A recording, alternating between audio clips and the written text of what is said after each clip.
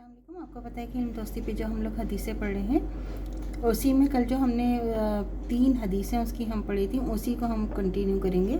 और उन 3 हदीसों का मैं चाहती हूँ थोड़ा सा इंट्रोडक्शन खुलासा आपके लिए, थोड़ा सा उसके लिए दोबारा से हम उसको पढ़ लें कि उसमें क्या था उस हदीस में कि इल्म और माल के लिहाज से 4 किस्म के इंसानों का हाल उसमें हमने कल पढ़ा था। उसमें जो बयान हुआ था, जिनमें से पहले 2 का एक जैसा सवाब होगा और दूसरे 2 को एक जैसा गुनाह होगा, क्योंकि जिसके पास इल्म है वो माल नहीं, वो अपने इल्म की बिना पर जानता है और माल का सही इस्तेमाल किया है और इसकी ख्वाहिश भी कैसे सही मसारिफ पर सर्फ करे।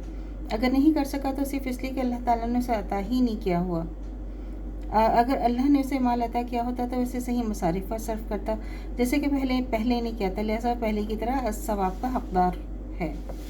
क्योंकि इसकी नीयत नेक है, बाकी मालदार होना चूँकि इसके इस्तात से बाहर है, अल्लाह ताला के अता करने ही पर मुनहसर है, इसलिए वो इस पर मजबूर है कि जिस मामले में वो मजबूर है में इसे माजूर समझा जाएगा।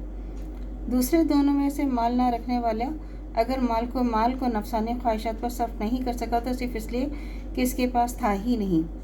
अगर होता तो इसकी नीयत यही थी कि वैसे गलत राहों पर उड़ाए, लिहाजा उसकी नीयत उसकी खराबी के बायस उसी तरह गुनहगार समझा जाएगा जैसे वो जिसने बेइल्मी के बायस अपने माल को अमलन गलत राहों पर उड़ाया। इस हदीस पाक से 2-3 बातें वाज़ेह होती हैं।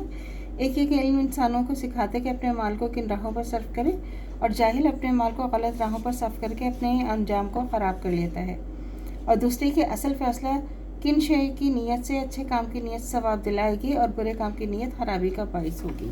ये तो हमें पता है ना कि नीयत करना जो है वो बहुत ही ज़रूरी है कि अगर हमारी नीयत अच्छे काम की होगी तो हमें उसी के मुताबिक अजर व सवाब मिलेगा, और हमारे गुनाहों का जो भी है, बुरे कामों का तो वैसे ही बुरा अंजाम होता है, तो इसलिए नीयत का हमारा बहुत बड़ा अमल दखल है। हज़रत अबू हुरैरा रज़ियल्लाहु तआला अन्हु बयान करते हैं कि मैंने रसूल खुदा सल्लल्लाहु अलैहि वसल्लम को फरमाते सुना कि दुनिया मलऊन है और जो कुछ दुनिया में है वो भी मलऊन है, सिवाय इन चीज़ों के जो अभी हम जो दर्जे हैं, यानी अल्लाह का ज़िक्र हो, जो अल्लाह के ज़िक्र से ताल्लुक़ हो या जिसको अल्लाह पसंद करता हो, और इल्म वाला, इल्म सीखने वाला और सिखाने वाला। इब्न माजा की हदीस है।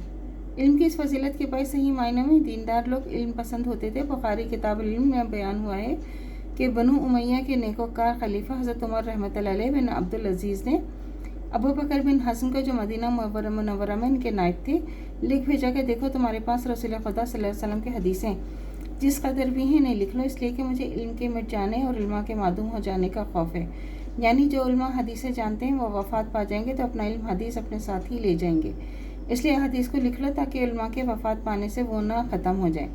इस ज़माने तक अभी हदीस को लिखने का रिवाज ज़्यादा आम नहीं हुआ था।